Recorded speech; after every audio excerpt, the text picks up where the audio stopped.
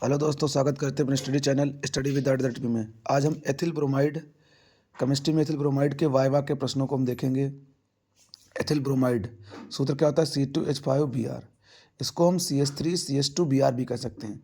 CH3CH2Br यह एक ज्वलनशील पदार्थ है, तुरंत आग पकड़ लेता है। एथिल ब्रोमाइड जो है वह एक ज्वलनशील पदार्थ है, तुरंत आग पकड़ लेता है। ब्रोमीन के अणुभार की बात करें तो 79.9 के आसपास होता है। अणुभार ब्रोमीन का कितना होता है? 79.9। यहाँ पर हमने निकाल के भी दिखाया है। 108.9 करके कुछ इसका अणुभार पहुँचता है। एथिल ब्रोमाइड का IUPAC नाम की हम बात करें कि एथिल ब्रोमाइड का IUPAC नाम क्या होता है, तो इसका IUPAC नाम ब्रोमो एथेन होता है। क्योंकि ये हेलो एल्केन है तो इसका नाम क्या होता है? Bromo ethane. अगला क्वेश्चन, एथिल ब्रोमाइड का क्रियात्मक समूह कौन सा होता है? तो एथिल ब्रोमाइड का क्रियात्मक समूह कौन सा होता है? Alkyl bromide, RX। क्या होता है? RX। एथिल ब्रोमाइड का अणुभार 109 पॉइंट एथिल ब्रोमाइड का अणुभार कितना होता है? 108.9। कितना होता है? 108.9। एथिल ब्रोमाइड किस श्रेणी का सदस्य है? तो एथिल ब्रोमाइड जो है किस श्रेणी का सदस्य है? तो एथिल ब्रोमाइड हाइलो एल्केन श्रेणी का सदस्य है। हाइलो एल्केन को हम एल्किल हाइलाइड भी बोलते हैं। इनको हम क्या बोलते हैं? एल्किल हाइलाइड, सामान्य नाम एल्किल हाइलाइड बोलते हैं। एथिल ब्रोमाइड का रासायनिक सूत्र क्या होता है? तो ये तुम बता ही चुके हैं, C2H5Br होता है। एथिल ब्रोमाइड के रासायनिक गुण की बात करें तो एथिल ब्रोमाइड का उपयोग भिन्न निश्चेतक के रूप में किया जाता है, अपस्फोटन रोधी के रूप में किया जाता है। तो अपस्फोटन रोधी कौन सा होता है? टिल, TEL, ये टेट्रा एथिलिड। इसका हम सूत्र क्या लिखते हैं? टेट्रा एथिलिड, PB, टिल। इसको अपस्फोटन रोधी क्या होता है? कभी देखना इसमें अपस्फोटन रोधी का मतलब यह है कि आवाज़ को कम कर, जैसे देखा होगा कभी न कोई बाइक चल के आई होगी तो उससे कट कट कट की आवाज़ आती रहती है। तो ये अपस्फोटन रोधी पेट्रोल में, अपस्फोटन पेट्रोल में मिला जाता है टिल, वो अपस्फोटन रोधी को कम करता है। एथिल ब्रोमाइड का परीक्षण, तो एथिल ब्रोमाइड का परीक्षण एथिल ब्रोमाइड एक परीक्षण, ये भी क्वेश्चन देख लेना। एथिल ब्रोमाइड का एक परीक्षण। फिर एथिल ब्रोमाइड की शुद्धता की पहचान की जाती है, तो ये भी एथिल ब्रोमाइड का परीक्षण है, शुद्धता की पहचान उसी से होगी। तो ये भी एक क्वेश्चन देख लेना। फिर क्या है? एथिल ब्रोमाइड के दो रासायनिक गुण कौन कौन से हैं? तो एथिल ब्रोमाइड के दो रासायनिक गुण की बात करें तो एथिल ब्रोमाइड की सोडियम धातु से अभिक्रिया करा देना शुष्क ईथर की उपस्थिति में एल्किल हैलाइड की अभिक्रिया सोडियम धातु के साथ कराओगे तो क्या बनते हैं? एल्केन बनते हैं। इस अभिक्रिया को हम क्या कहते हैं? वुड्स अभिक्रिया कहते हैं। और यदि एल्किल हैलाइड की अभिक्रिया बेंजीन के साथ निर्जल AlCl3 को उपस्थित कराओगे तो क्या बनेगा?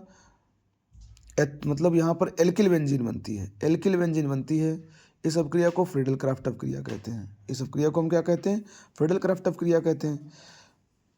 फ्रीडल क्राफ्ट अभिक्रिया कहते हैं। उसके बाद में एथिल ब्रोमाइड के दो भौतिक गुण। एथिल ब्रोमाइड के दो भौतिक गुण की बात करें तो इसका क्वथनांक कितना होता है? 111 केल्विन। इसका क्वथनांक कितना होता है? 111 केल्विन, 311, सॉरी, इसका क्वथनांक कितना होता है? 311 केल्विन होता है। और ये वायु में नीली हरी ज्वाला के साथ जलता है। कैसे जलता है? या नीली हरी ज्वाला के साथ, या जो है वो नीली हरी ज्वाला के साथ जलता है। एथिल ब्रोमाइड के भौतिक गुण में क्वथनांक इसका कितना होता है? 311 केल्विन। भौतिक रासायनिक गुण की बात करें तो रासायनिक गुण सोडियम धातु के साथ अभिक्रिया कराओगे तो वो बन जाएगा एल्केन बनेंगे, वुड्स अभिक्रिया है। और एल्किल हैलाइड की अभिक्रिया बेंजीन के साथ कराओगे तब भी बेंजीन के एल्केन बनेंगे, मतलब बेंजीन के एल्केन कह लो या एल्किल बेंजीन बनेगी।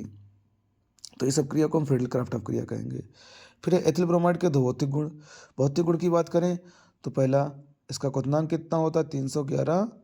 311 केल्विन होता है। और यह वायु में नीली हरी ज्वाला के साथ जलता है। फिर बात करें भौतिक, यौगिक और मिश्रण में अंतर क्या होता है? तो दो या दो से अधिक तत्वों के निश्चित अनुपात में रासायनिक संयोग से जो पदार्थ बनता है उसे हम क्या कहते हैं? यौगिक कहते हैं। दो या दो से अधिक तत्वों के निश्चित अनुपात में रासायनिक संयोग से जो बनता है उसे हम क्या कहते हैं? यौगिक कहते हैं। मिश्रण क्या है? मिश्रण दो या दो से अधिक द्रवों को किसी अनुपात में मिलाने पर बनता है। मिश्रण किसी भी अनुपात में दो से अधिक द्रवों को मिला देंगे तो वो मिश्रण बनेगा। इसके अवयवों को भौतिक विधियों द्वारा हम पृथक नहीं कर सकते। इसके अवयवों को हम भौतिक विधियों द्वारा पृथक कर सकते हैं। कोई विधि लगाएंगे, पृथक कर लेंगे, जैसे है आसवन है, प्रभाजी आसवन है, तो कई विधियों से हम पृथक कर ले सकते हैं। अगला क्वेश्चन, तत्व परमाणु अणु की परिभाषा लिखो। तो तत्व क्या होता है? एक जैसे पदार्थ जो केवल एक प्रकार के परमाणुओं से मिलकर बना होता है, उसे हम क्या कहते हैं? तत्व कहते हैं। एक जैसे परमाणु से मिलकर बना तत्व। परमाणु परमाणु वह सबसे छोटा कण है जिसमें किसी तत्व की सभी विशेषताएँ या सभी रासायनिक गुण उपस्थित होते हैं या बिना रासायनिक पहचान खोए उपस्थित होता है या विभाजित होता है, उसे हम क्या कहते हैं? उसे हम परमाणु कहते हैं। फिर अगला है अणु। अणु 2 या 2 से अधिक परमाणु से रासायनिक रूप से बंधा होता है। यह पर अणु किसे कहते हैं? 2 या 2 से अधिक परमाणुओं के मिलने से जो बनता है उसे अणु कहते हैं। तो यहाँ तत्व, परमाणु, अणु हो गया, यौगिक मिश्रण हो गया, एथिल ब्रोमाइड के भौतिक गुण भी हो गए, रासायनिक गुण भी हो गए, परीक्षण, शुद्धता की पहचान और रासायनिक सूत्र क्या होता है, श्रेणी का प्रथम सदस्य क्या होता है, किस श्रेणी का सदस्य है, वो अणुभार, ये क्वेश्चन हमारे हो चुके हैं। अब आगे देखते हैं। आगे है कि तीन प्रबल व 3 दुर्बल क्षारों के नाम लिखिए। तो 3 प्रबल अम्लों की बात करें तो सोडियम NaOH, KOH और कैल्शियम हाइड्रोक्साइड, ये हमारे 3 प्रबल क्षार हैं। 3 दुर्बल क्षार तो अमोनिया NH3, कॉपर हाइड्रोक्साइड और एल्यूमिनियम हाइड्रोक्साइड, ये हमारे 3 क्या हैं? दुर्बल क्षार हैं। 3 प्रबल क्षार, 3 दुर्बल क्षार। फिर 3 प्रबल व 3 दुर्बल अम्लों के नाम बताए। 3 प्रबल अम्ल की बात करें तो HCl है। अब बात कर रहे थे 3 प्रबल अम्ल और 3 दुर्बल अम्लों के नाम। अम्लों लिख दिया, अम्लों के नाम। तो प्रबल अम्ल की बात करें तो HCl है, HNO3 है और H2SO4, ये हमारे 3 प्रबल अम्ल हैं।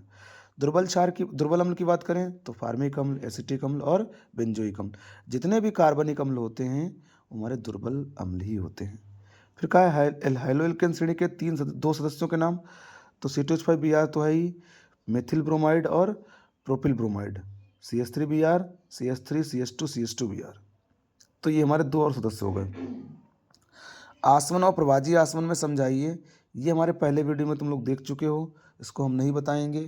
फिर क्या, एथिल ब्रोमाइड को बनाते समय क्या क्या सावधानियां बरतनी चाहिए, ये भी जानते हो। एथिल ब्रोमाइड बनाते समय कोई चीज़ बना रहे हो प्रयोगशाला में तो सबसे पहले सभी उपकरण स्वच्छ होने चाहिए, साफ होने चाहिए, वायु उपस्थित नहीं होनी चाहिए, नमी उपस्थित नहीं होनी चाहिए, क्योंकि ये चीज़ें उपस्थित होंगी तो उसका प्रोडक्ट जो होगा बदल जाएगा, उसमें अशुद्धता आ जाती है, समझे।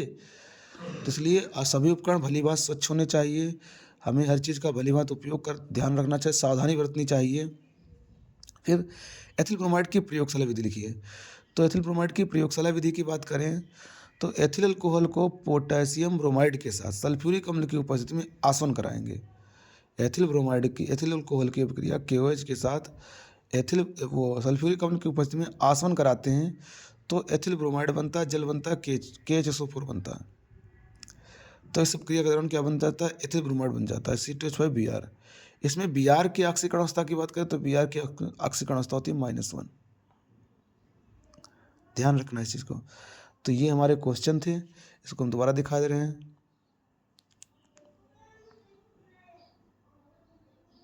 यही क्वेश्चन है और यही क्वेश्चन मिलेंगे भी, यही क्वेश्चन एग्जामिनर पूछेगा तुमसे, और पूछेगा जब बताओगे तो 30 में 30 नंबर देकर जाएगा।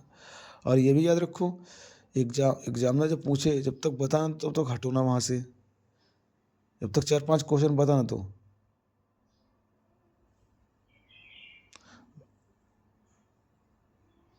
ये हमारे एथिल ब्रोमाइड के प्रमुख क्वेश्चन पीछे भी कर दे रहे हैं, ऐसे देख लो, नीचे भी देख लो, ये सब लिख लेना है सबको, इधर भी देख लो।